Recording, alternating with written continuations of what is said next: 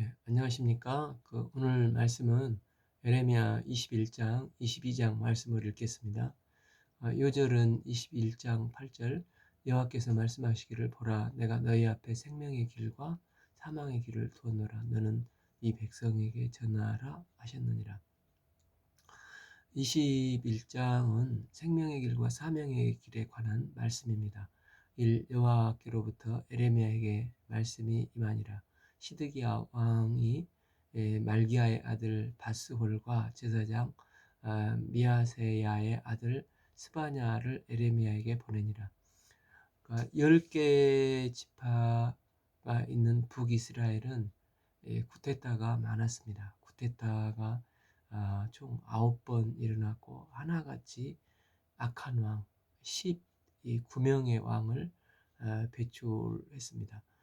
반면 남유다는 다윗의 단일 혈통으로 왕이 총 20명이었습니다. 그래서 열왕기서는 몇 명의 왕을 살피냐면은 북이스라엘의 19명, 남 20명, 합 39명의 왕을 살필 수가 있습니다. 특별히 남쪽의 20명의 왕 중에서 마지막 개혁의 불꽃이 되는 16대 왕이 요시야 왕입니다. 요시야가 성전 개혁을 하고 말씀 부흥을 일으켰습니다. 그런데 요시야가 괜히 남의 싸움에 간섭해서 이제 무기또 즉 아마겟돈에서 죽지 않습니까?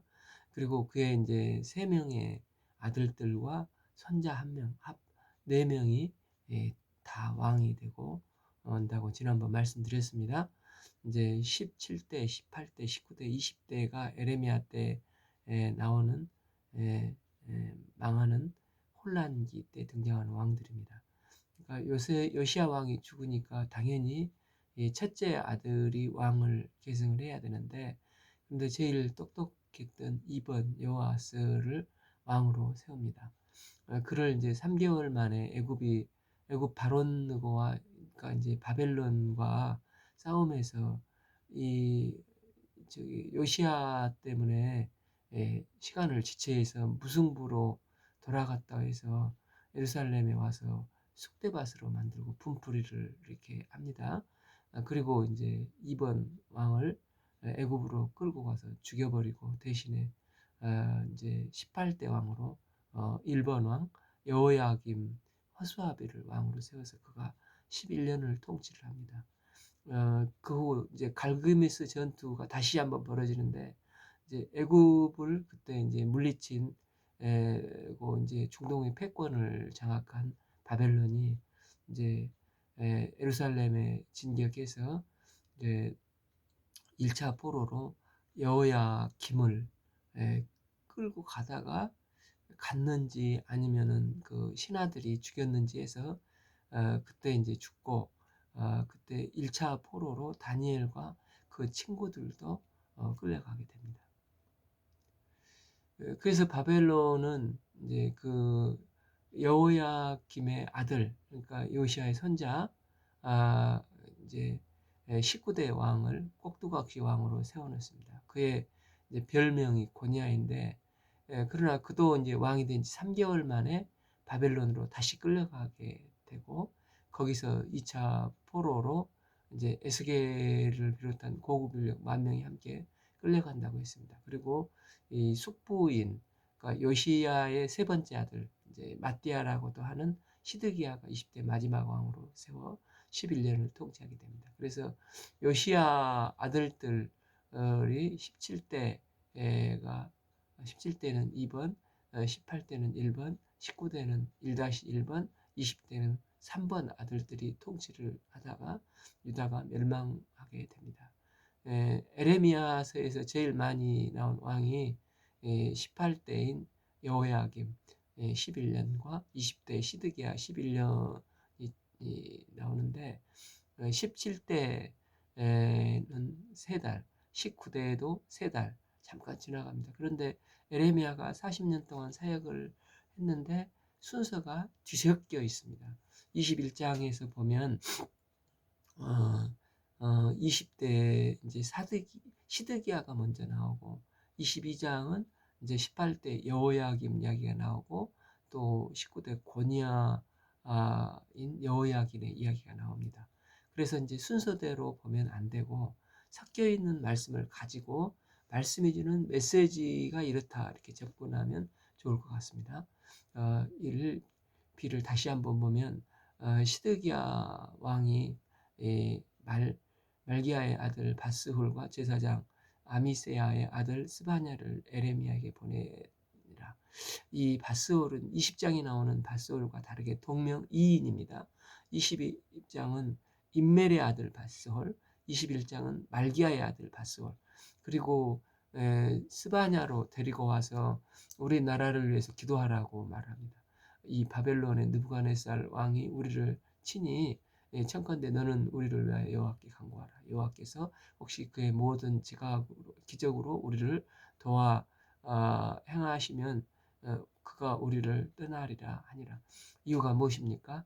그러니까 이제까지 가짜 선지자들은 다 평안하다, 안전하다, 또 우리 예루살렘에 성전이 있고 다윗의 언약이 있으니 절대 망하지 않을 것이라고 계속 선포했지 않습니까? 그런데 이제 여호야김 때 여호야김과 김이 이제 1차 포로로 끌려가고 또 그 아들 여호야김 때 3개월 만에 그가 2차 포로로 바벨론으로 끝나가고, 그러니까 여호야김은 끌려갔는지 아니면 모함을 해서 죽었는지 모르겠죠. 그래서 지금 시드기야는 벌써 2차 이제 끌려간 경험을 한 것입니다. 그래서 결국 애언대로 성취된 선지자의 말은 오직 에레미야의 말밖에 없었고 나머지는 다 가짜라는 것들이 증명이 되었습니다. 그래서 에레미야에게 와서 우리를 위해서 기도해 달라고 말을 하고 있는 것입니다. 이렇게 기도 요청을 했던 이유가 무엇입니까? 그것은 시드기야가 믿음이 좋아서 120 그런 게 아니라 이제 120년 전에 히스기야 왕 때를 기억하고 그렇게 하는 것입니다. 그때 히스기야 왕은 BC 722년에 이제 북이스라엘이 멸망하고 이여세를 몰아서 이제 사내립이 남유다까지 18만 5천 대군을 이끌고 예루살렘을 포위했지 않습니까? 그런데 잘 아시다시피 열왕기하 19장을 보면 히스기야가 이사야를 부르고 이를 위해서 함께 기도하자 중보 기도를 요청을 하고 히스기야 이제 본인이 아수르가 보낸 항복을 요구하는 편지를 하나님 전에 놓고 면백하면서 생명을 걸고 울면서 기도를 하지 않습니까? 그래서 그 다음 날 이제 나가 보니까 아수르 18만 5천이 자중질환 무너지고 이것 때문에 이제 사내립은 돌아가서 아들들에게 살해되고 아수르가 결국 무너지게 되는 계기가 되지 않습니까? 이런 사건을 접했던 시드기야도 에레미야에게 이제 똑같이 사람을 보내서 청컨대 너도 우리를 위하여 히스기야 때처럼 여호와께 간구하라. 나도 살기를 원한다. 이렇게 했다는 것입니다. 여기서 시드기야는 여호와께서 혹시 그의 모든 기적으로 우리를 도와 행하시며 그가 우리를 떠나리라. 이런 말을 했는데 혹시라는 것은 그러니까 요행이 좋아서 운이 좋아서 하는 신앙을 이라고 할 수가 사실 없습니다. 이는 마치 그 마가복음 9장 변화산상에 예수님께서 계실 때 그 밑에 귀신 들린 아들을 제자들이 못 고쳤지 않습니까? 예수님께서 내려오니까 그때 그 아비가 무엇이라고 했습니까? 무엇을 하실 수 있거든 하면서 반신반의의 말을 하지 않습니까? 그래서 예수님께서 할 수 있거든 무슨 말이냐? 믿는 자에게 능치 못할 일이 없느니라. 그랬더니 이제 아비가 내가 믿나이다. 나의 믿음 없는 것을 도와주셔서 회개하고 믿으니까 그가 고침을 받게 되었습니다. 마찬가지로 이 혹시 하면서 시드기야는 아버지처럼 그 아버지처럼 요행을 바라고 반신반의하면서 하고 있는 것입니다. 이런 요행 신앙과 반대가 무엇이겠습니까? 어, 어, 혹시가 아니라 전심으로 주님을 믿고 주님께 의지하고 기도하는 것입니다. 시드기야는 위기 때 전심으로 주를 의지하지 않았습니다. 히스기야는 전심으로 기도할 때 그때 내용이 무엇이었습니까? 히스기야 왕이 듣고 옷을 찢고 굵은 배를 두르고 여호와의 전에 들어가서 선지자 이사야에게 중보기도 해달라고 하면서 여호와 앞에 편지를 놓고 오늘은 환난과 징벌과 치욕의 날이니 아이를 낳으려 하는데 해산할 힘이 없도다 하면서 내게는 힘이 없으니 오직 하나님께서 창조자 하나님께서 도와달라고 전심으로 하나님을 의지해서 목숨을 걸고 기도를 하지 않습니까?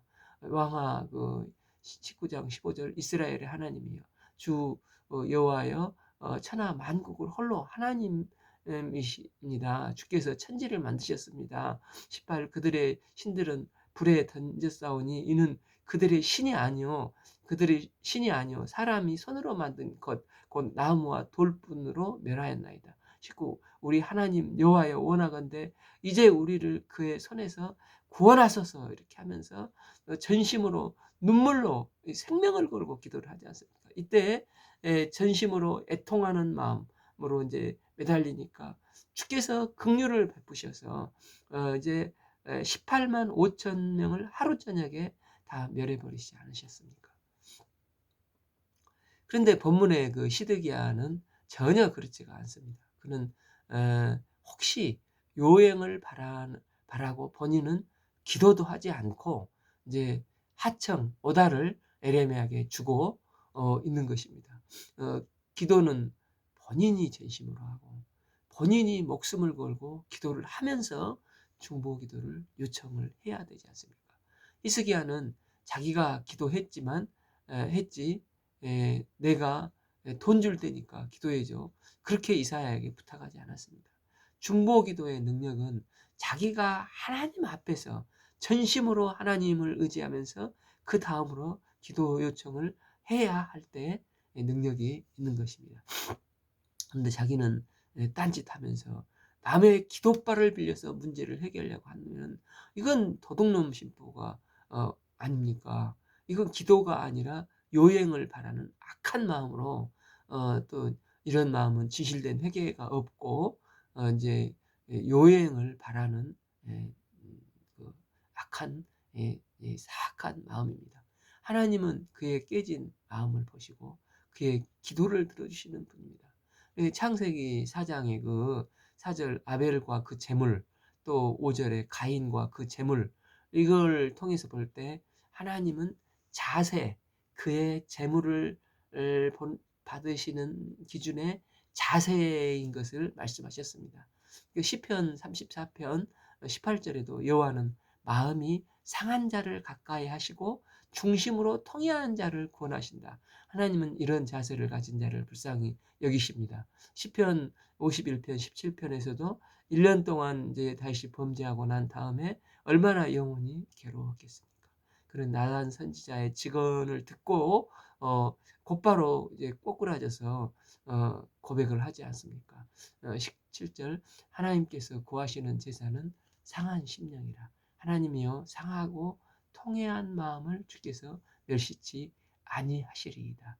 이 브로컨 하트 때문에 깨지는 마음, 이 상한 마음을 하나님은 긍휼히 여기십니다.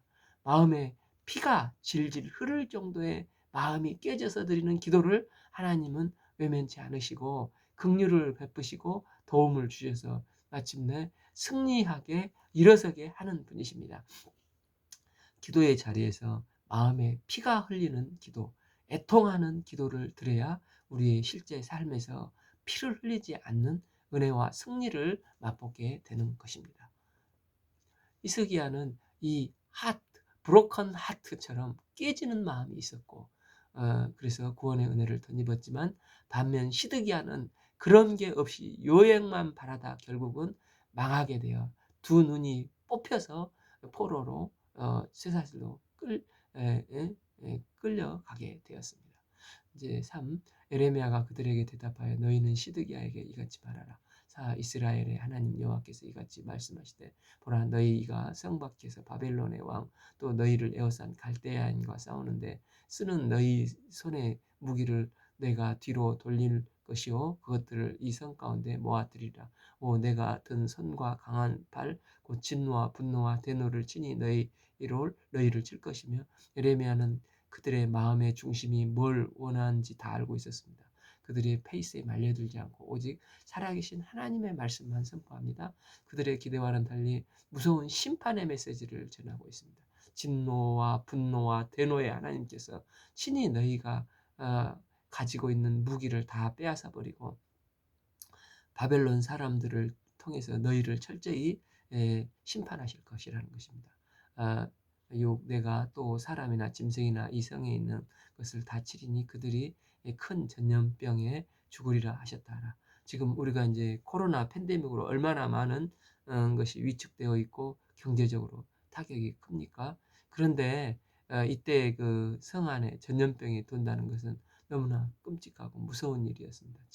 여호와의 말씀이니라. 그 후에 내가 유다 왕 시드기야와 그의 신하들과 백성과 이 성읍의 전염병과 칼과 기근에서 남은 자를 바벨론의 느부갓네살 왕의 손과 그들의 원수의 손과 그들의 생명을 찾는 자들의 손에 넘기리니 그가 칼날로 그들을 치되 측은히 여기지 아니하며 긍휼히 여기지도 아니하며 불쌍히 여기지도 아니하리라 하셨다 하라. 그러니까 에레미야의 그 52장 뒤쪽에 2절을 보면은 이 시드기야는 여호와 보시기에 악을 행한 악한 왕이라고 성경은 분명히 그의 인생을 정의하고 고발하고 있습니다. 그는 끝까지 진실되게 회개치 않고 바벨론도 이런 그를 긍휼히 여기지 않고 무자비하게 절대를 가할 것이라 말씀하십니다. 실제 시드기야가 이 말씀처럼 도망가다 잡혀서 두 아들인 자신이 보는 앞에서 처참하게 칼로 해를 당하고 시드기야는 두 눈이 뽑혀서 쇠고랑에 묶인 채 끌려가 너무 끔찍한 결국을 맞지 않습니까?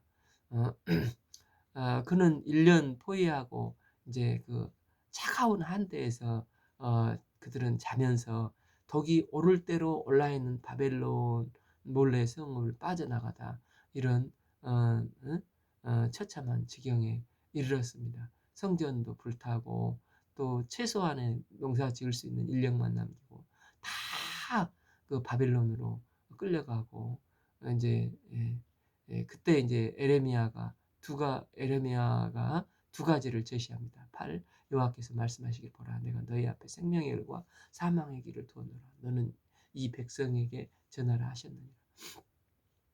이 생명의 길과 사망의 길은 신명기의 그 축복의 길과 저주의 길과 같지 않습니까? 사실 생명의 길과 사망의 길이 있는데 생명의 길을 선택하라는 것입니다.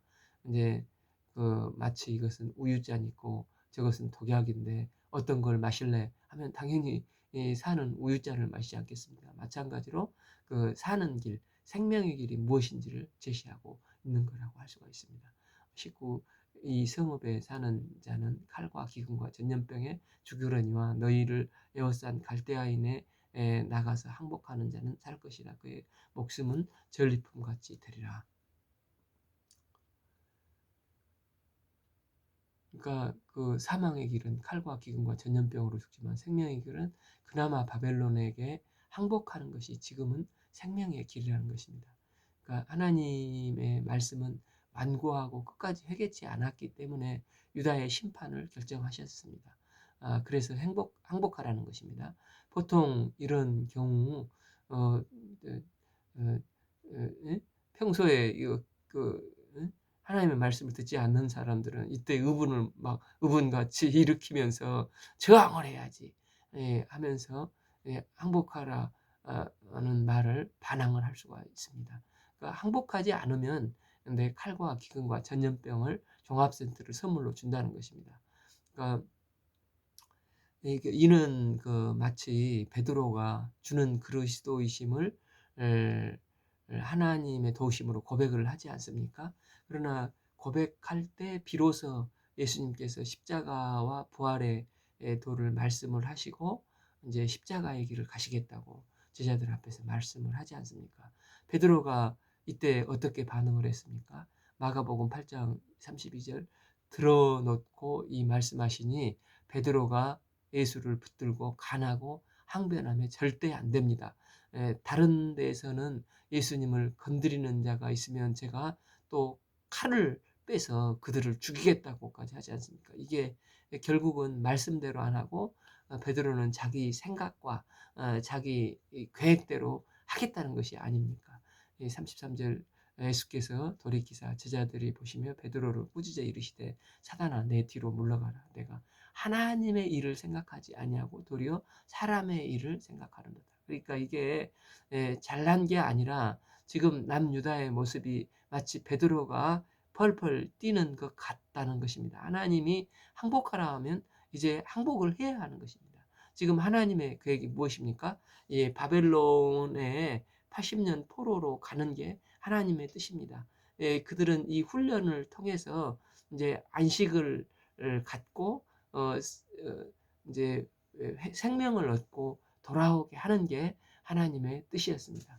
그래서 우리는 깨어 기도함으로 하나님의 뜻이 무엇인지를 잘 분별하고 하나님의 뜻에 순종하는 삶을 살아야 됩니다.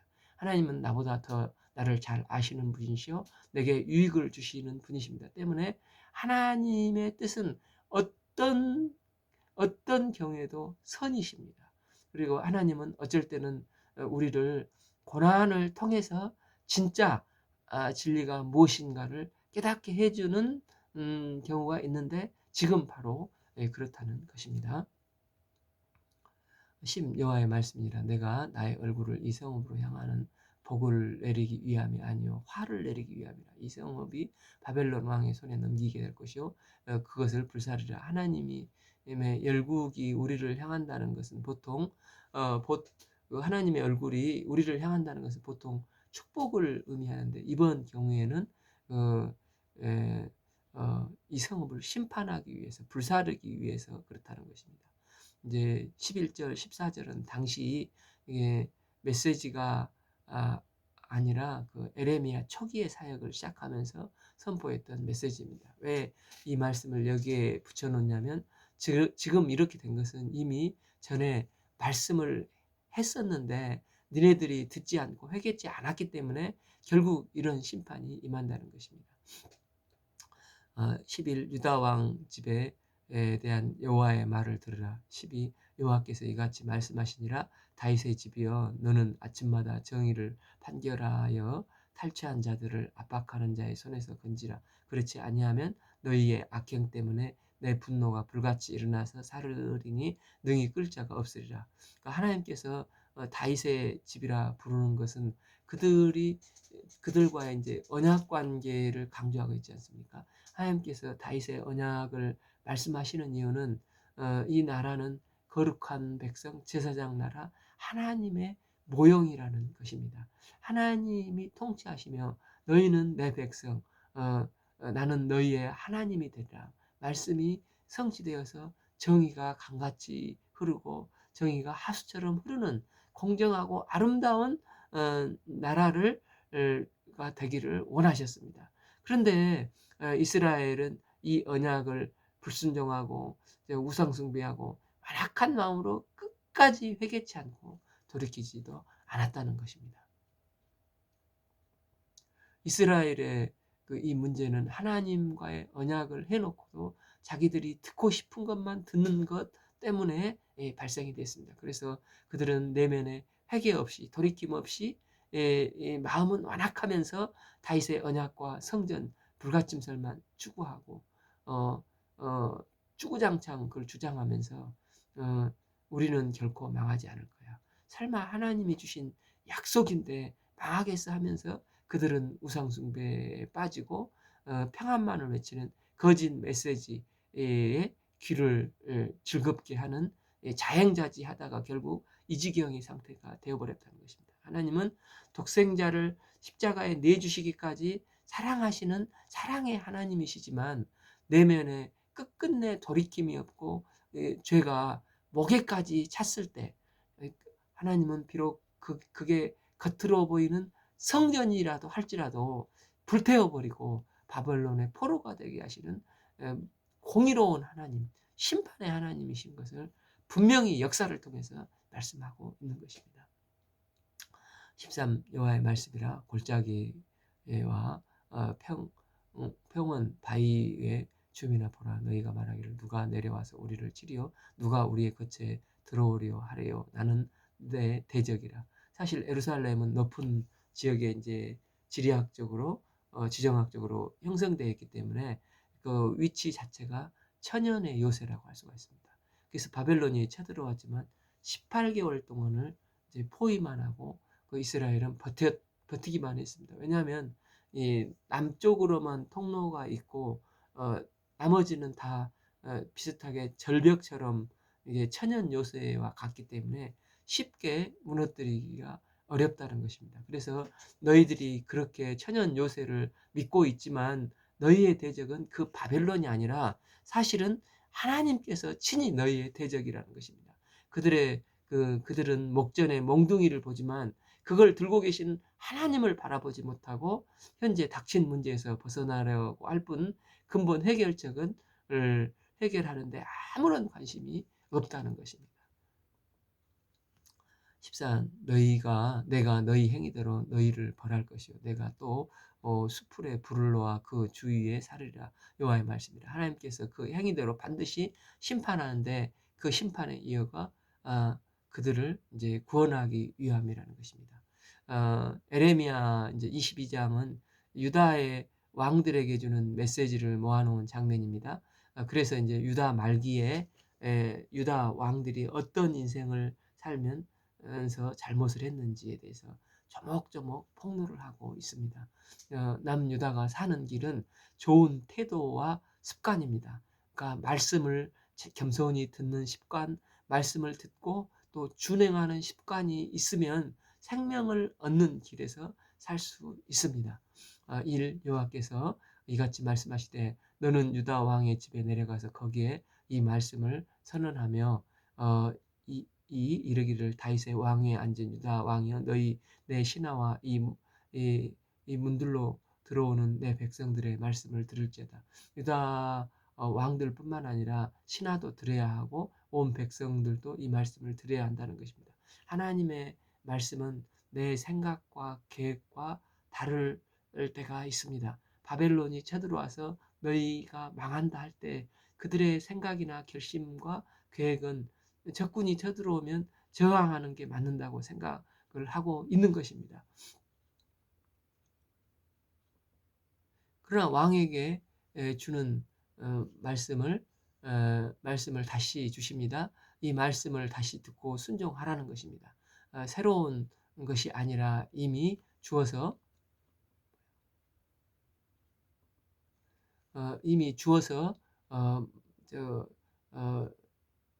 주어 있는 앞 알고 있는 들은 말씀을 또 듣고 반복해서 듣는 것이 생명을 얻는 길이라는 것입니다.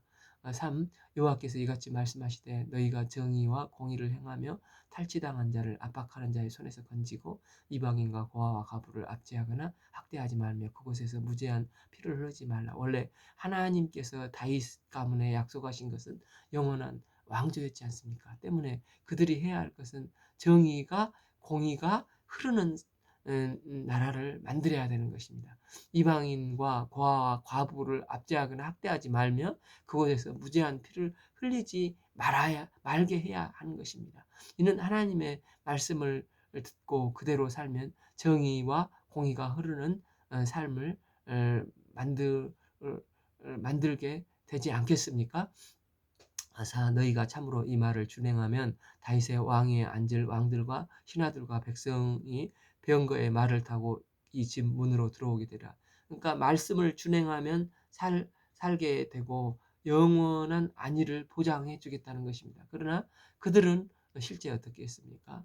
그러나 너희가 이 말을 듣지 아니하며 내가 나를 두고 맹세하노니 이 집이 황폐하리라. 여호와의 말씀이라. 그러나 이 말씀을 듣지 않은 다윗 왕조를 하나님께서 황폐하게 만드신다는 것인데 이는 하나님의 이름을 두고 맹세한 것이기 때문에 그들이 말씀을 준행하지 않을 때 결코 폐기되지 않고 반드시 심판이 성취될 거라는 것입니다. 여호와께서 유다 왕의 집에 대하여 이와 같이 말씀하시니라.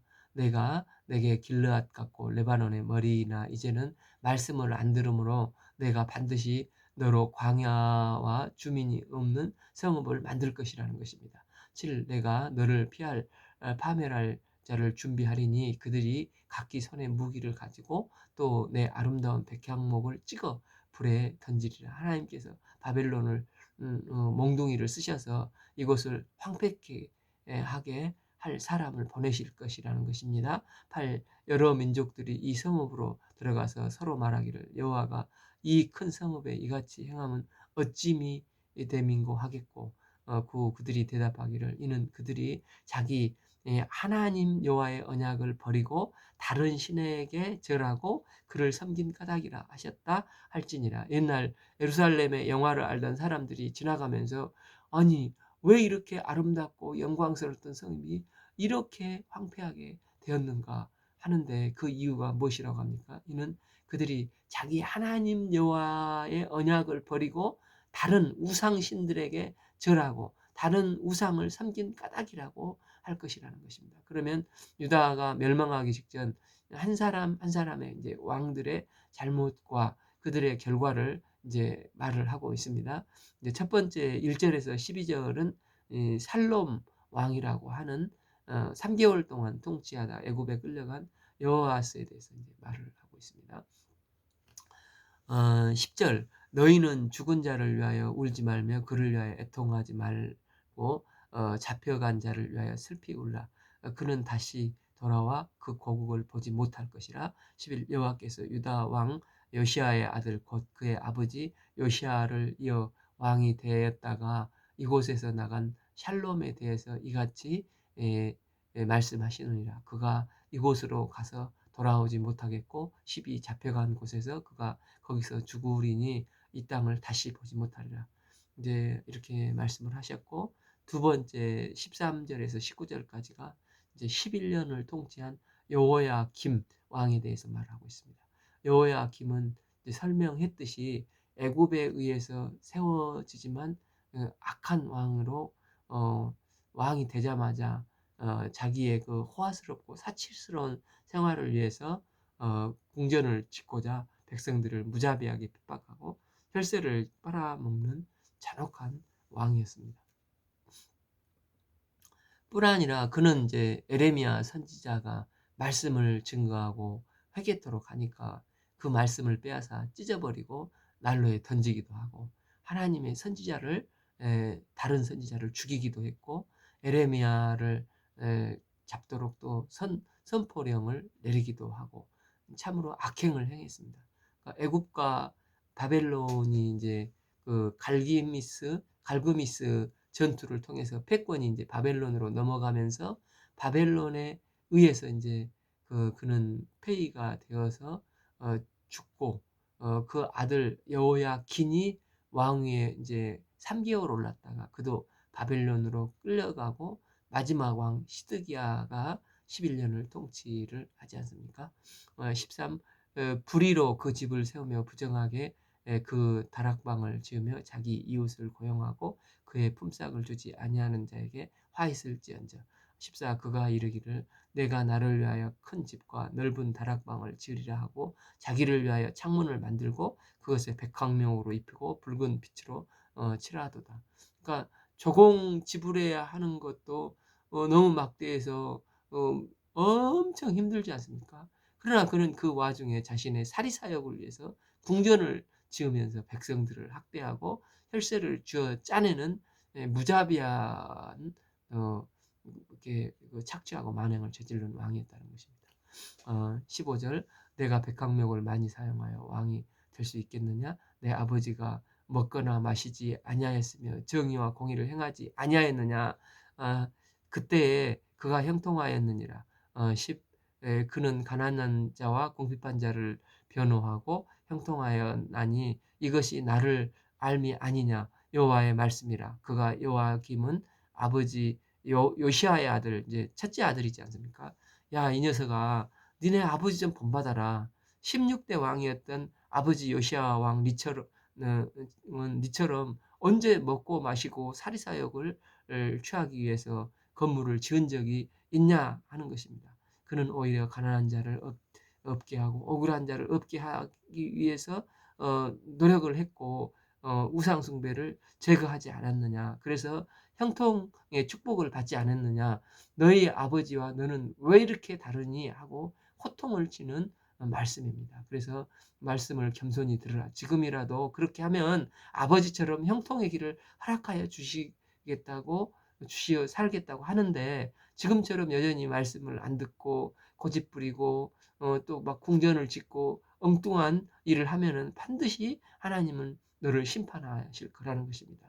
그러니까 건물을 짓지 말고 말씀 듣고 기본으로 돌아가라. 제발 이렇게 말씀을 하고 있는 것입니다. 그러나 그 두 눈의 마음은 탐욕과 무제한 피를 흘림과 압박과 포악을 행하려 할 뿐이라. 18. 그러므로 여호와께서 유다 왕 요시야의 아들 여호야김에 대하여 이같이 말씀하시니라. 무리가 그를 위하여 슬프다. 내 형제여 슬프다. 내 자매여 하며 통곡하지 아니할 것이며 이를 위하여 슬프다. 주여 슬프다. 영광이여 하며 통곡하지 아니할 것이라. 19. 그가 끌려 예루살렘 문 밖으로 던져지고 나귀같이 매장함을 당하리라. 끝내 회개치 않는 여호야김이 어떻게 죽음을 당할 것을 말씀을 하고 있습니다. 일설에 의하면 여호야김이 명확한 죽음에 대해서 분명히 설명을 하고 있지 않지 않습니까? 애굽이 여호야스를 끌고 가고 꼭두가시로 그는 세움을 받았으니까 그는 친애굽 정책을 펼쳤는데 이 갈그미스 전투에서 승리한 바벨론이 예루살렘을 향해서 진격해 오니까 그때 내부 정치가들에 의해서 바벨론의 분노를 잠재우기 위해서 그를 죽였다는 그 역사 설이 대체적으로 받아들여지고 있다고 합니다. 그러니까 그는 암살당했기 때문에 왕으로서 대우를 받지 못하고 예루살렘 문 밖에서 던져지고 나귀같이 매장을 당하게 될 것이라는 것입니다. 그러면서 20절에서 23절은 예루살렘에 대해서 탄식을 하고 있습니다. 많은 왕들을 배출하였지만 하나님의 대리 통치자로서 역할을 하지 못할 때 예루살렘이 고통당하고 백성들도 고통당할 때 황폐해졌다는 것입니다. 20. 너는 레바논에 올라 외치며 바산에서 내 소리를 높여 아바람에서 외치라. 이는 너를 사랑하는 자가 다 멸망하였습니다. 21. 내가 평안할 때 내가 내게 말하였으나 내 말하는 말을 나는 듣지 아니하리라 하였나니 내가 어려서부터 내 목소리를 청종치 아니함이 내 습관이라. 너네들이 평안할 때 너네가 이처럼 우상 숭배하고 돌이키지 않으면 심판을 당할 것이라고 계속 말씀을 하셨다는 것입니다. 그러나 그들은 하나님의 말씀을 듣지 않는 것이 어려서부터 이 잘못된 습관이 굳어져서 끝까지 이 폐역의 길을 가게 되었다는 것입니다.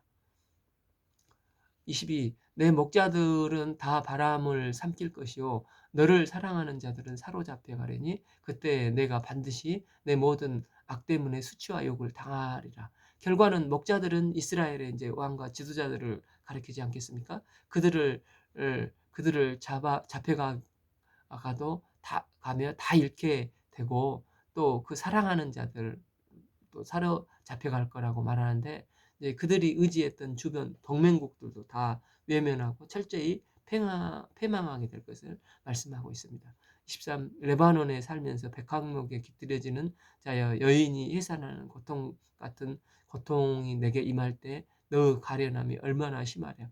그러니까 마치 여인이 이 해산을 했는데 아무도 그런 불쌍히 여기지 않을 때 얼마나 그 참 가련합니까? 마지막 단락은 고니야 왕, 즉 여호야긴에 대한 그 심판의 말씀입니다. 그러니까 18살에 이제 그는 왕이 되었는데 3개월 만에 폐위당하고 이제 바벨론 2차 포로들 에스겔과 고급 인력 10,000명과 함께 이제 바벨론으로 끌려가지 않습니까? 24. 여호와의 말씀이니라 나의 삶으로 맹세하노니 유다 왕 여호야김의 아들 고니야가 나의 오른손에 인장 반지라 할지라도 내가 뺏어 25. 내 생명을 찾는 나의 손과 내가 두려워하는 자의 손 곧 바벨론 왕 느부갓네살의 손과 갈대아 손에 줄 것이니. 네, 그러니까 인장 반지는 왕임을 상징하는 중요한 반지인데, 그런데 이 중요한 반지를 하나님께서 빼서 바벨론에게 줄 것이라, 이 치명적인 심판의 말씀을 하고 있습니다. 어쩌면 어, 이건 보이는 다윗 왕조의 마지막 종말을 고하는 암시라고 할 수 있겠습니다. 26, 내가 너와 너를 낳는 어머니를 나지 아니한 다른 이방으로 쫓아내리니 너희가 거기서 죽게 되리라. 27, 그들이 그들의 마음을 돌아오기를 사모하는 땅으로 돌아가지 못하리니, 하나님은 고니아를 그의 어머니 누우스와 함께 실제로 바벨론으로 쫓아내서 그곳에서 죽게 만듭니다. 그리고 다시는 사모하는 땅으로 돌아오지 못할 것이라고 말씀하시고, 이 말씀은 그대로 이루어져서 바벨론에서 그는 죽었습니다. 그러나 이제 먼저 온 그 바벨론이 꿈 해석을 통해서 총리가 되고, 그러니까 유대인들의 삶이 어느 정도 이제 보장이 되는 삶을 살지 않습니까? 어, 그가 비록 지금은 포로로 잡혀 있지만, 이제 그 어느 순간 왕족으로 인정을 받아서 왕의 상에서 밥을 먹으며 왕족으로 여생을 마치게 됩니다. 그의 자손들은 아무도 왕 위에 오르지 못할 것이라는 것입니다.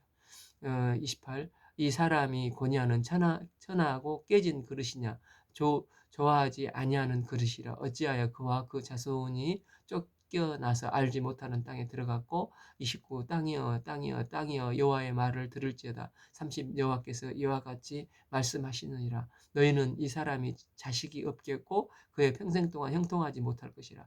기록하라, 이는 그의 자손 중에 형통하여 다윗 왕이 앉아 유다를 다스릴 사람이 다시는 없을 것임이라 하니라.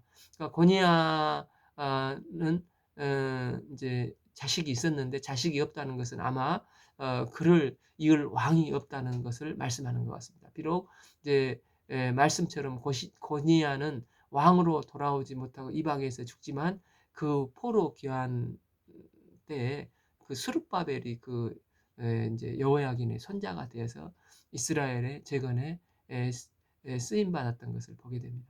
고니아 개인으로서 이제 왕조의 마침이 된다. 현실적인 혈통으로서 다윗 왕조는 끝이 나지만, 하나님은 영적인 진정한 왕을 주실 것을 이제 23장 5절에서 보면, 여호와의 말씀이라, 보라 때가 이르르니 내가 다윗에게 한 의로운 가지를 일으키리니 그가 왕이 되어 지혜롭게 다스리며 세상에서 정의와 공의를 행할 것이라, 이렇게 말씀을 하십니다. 그러니까 정리를 하면은 우리는 좋은 영적인 습관을 길러야 하는 것입니다. 우리가 살기 위해서는 마음이 깨지는 습관을 길러야 합니다. 마음이 깨지는 습관을 통해서 기도를 해야 되는 것입니다. 그러니까 말씀을 겸손히 듣고 또 순종하는 습관을 길러야 합니다. 이 습관이 있으면 어떤 상황에서도 은혜를 덧입고 하나님께서 긍휼을 베풀어 주신다는 것입니다. 그러니까 예수님께서도 새벽을 쫓아 기도하시는 습관을 기르신 것처럼, 우리가 좋은 영적인 습관을 길러서 살고 또 승리하는 은혜를 덧입는 삶이 되기를 기도합니다. 오늘 말씀은 에레미야 21장 22장을 읽겠습니다. 감사합니다.